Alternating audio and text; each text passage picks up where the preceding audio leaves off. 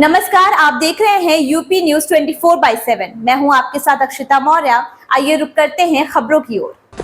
महाराष्ट्र सरकार ने महाराष्ट्र राज्य कौशल विश्वविद्यालय का नाम बदलकर रतन टाटा महाराष्ट्र राज्य कौशल विकास विश्वविद्यालय करने का फैसला किया है। इससे पहले मुख्यमंत्री एकनाथ शिंदे की सरकार ने टाटा समूह के चेयरमैन रतन टाटा को भारत रत्न देने का प्रस्ताव पारित करने के अलावा उनके सम्मान में 2 अहम फैसले भी लिए थे।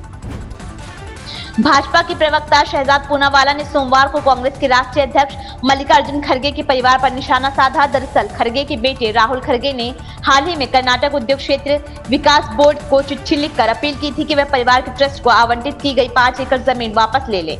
इसी को लेकर भाजपा ने कांग्रेस और खड़गे परिवार को घेरा। हैदराबाद के कारोबारी अभिषेक बोयिनपल्ली को शीर्ष अदालत से राहत मिली है। सुप्रीम कोर्ट ने सोमवार को बोयिनपल्ली को कथित दिल्ली आबकारी नीति घोटाले से जुड़े मनी लॉन्ड्रिंग मामले में जमानत दी है। महाराष्ट्र में छोटे वाहन चालकों के लिए बड़ी खुशखबरी है। विधानसभा चुनाव से पहले शिंदे कैबिनेट ने बड़ा ऐलान किया है। राज्य सरकार ने मुंबई में प्रवेश करने वाले सभी 5 टोल बूथों पर हल्के मोटर वाहनों के लिए टोल शुल्क को पूरी तरह से माफ करने की घोषणा की है। केरल में मलयालम फिल्म अभिनेता बैजू संतोष को शराब के नशे में लापरवाही से कार चलाने और एक 2 पहिया वाहन को टक्कर मारने के आरोप में सोमवार को गिरफ्तार कर लिया गया है।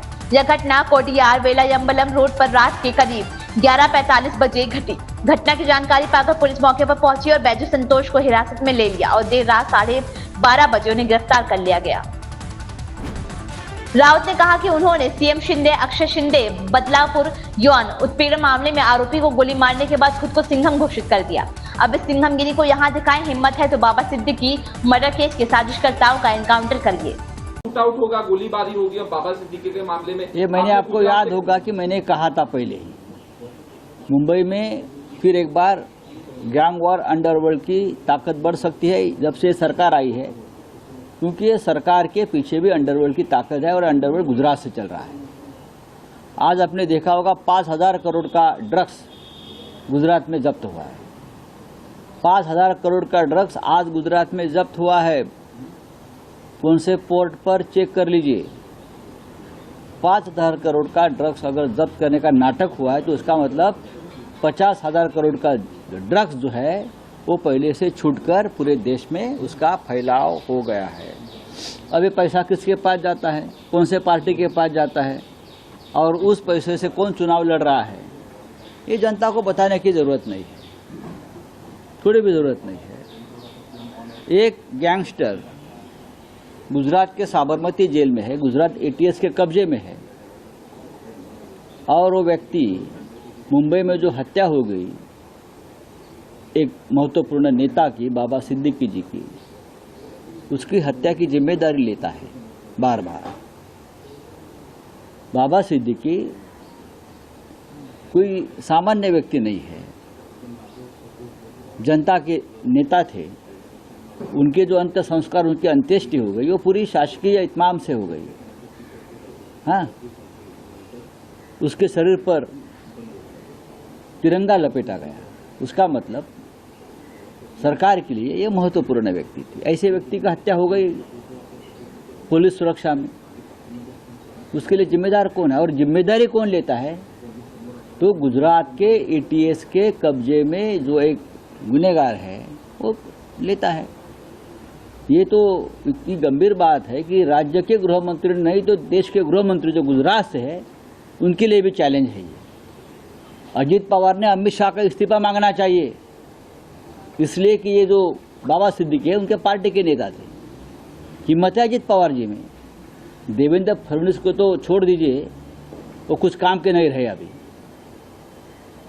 लेकिन गुजरात के जेल में बैठे एक व्यक्ति जो एटीएस के कब्जे में है, वो हमारे महाराष्ट्र के एक नेता की हत्या करवाता है, जिम्मेदारी लेता है, और हमारी सरकार यहाँ भजन करके बैठी है। हाँ, वोट मांगती है, सिर्फ पैसा खाती है। मुख्यमंत्री ने कहा विश्व गैंग को खत्म कर देंगे, कुछ नहीं होने। मुख्यमंत्री ने कहा था ना ये। हाँ, तुम्हारे जो मुख्यमंत्री है, बैनर भी लगे थे अक्षय शिंदे के बाद। ये तो सिंघम है ना, ये डुप्लीकेट सिंघम लोग। अक्षय शिंदे को गोली मारने के बाद अपने आप को सिंघम घोषित कर दिया। अब सिंघमगिरी अभी दिखाइए ना। वो लड़के को गोली मारा ना, उसके हाथ में हथकड़ी थी, चेहरे पे बुरखा था और गोली मार दी। ये उनकी मर्दानगी है। अगर मर्दानगी दिखानी है तो आप बाबा सिद्दीकी के ऊपर जिसने गोली चलाई, उनके जो सूत्रधार है उनके ऊपर इनकाउंटर कर दीजिए। अगर आपकी हिम्मत है, आप सचमुच मर्द है। केंद्रीय गृह मंत्रालय ने केंद्रीय मंत्री चिराग पासवान की सुरक्षा बढ़ाने का फैसला किया है। चिराग को जेड कैटेगरी की सुरक्षा देने का फैसला किया है। बताया गया है कि इससे पहले चिराग को एसएसबी के कमांडो की सुरक्षा मिली हुई थी। हालांकि जेड कैटेगरी की सिक्योरिटी मिलने के साथ ही अब उन्हें सीआरपीएफ के जवान सुरक्षा देंगे।